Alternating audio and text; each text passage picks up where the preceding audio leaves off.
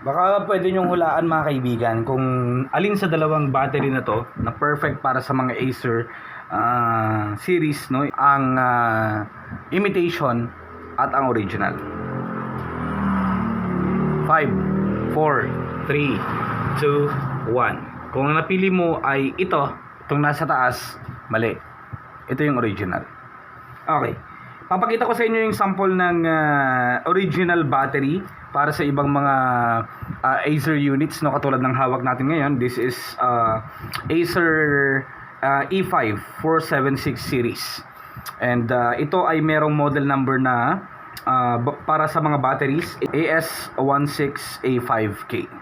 So ito yung original na battery na hindi pa napapalitan noon.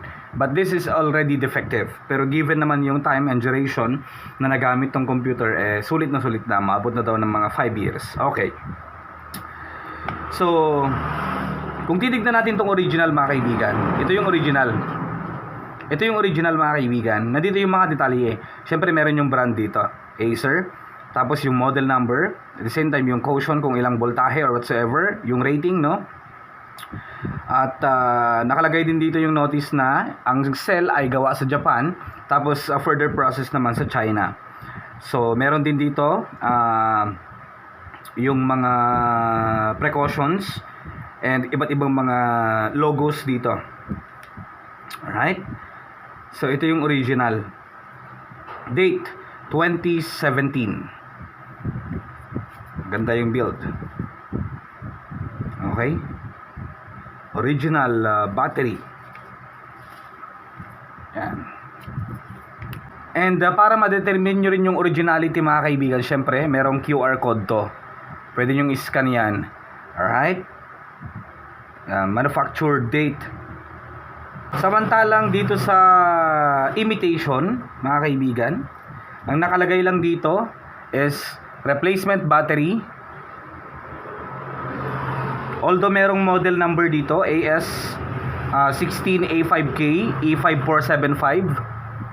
Nakalagay din dito yung rating at kung ilang milliampere ang kailangan. And then, yung caution, yung mga tips sa paggamit ng battery na to. Tapos, iba't ibang mga logos na dito. Oops. Nakalagay dyan, made in China. Okay.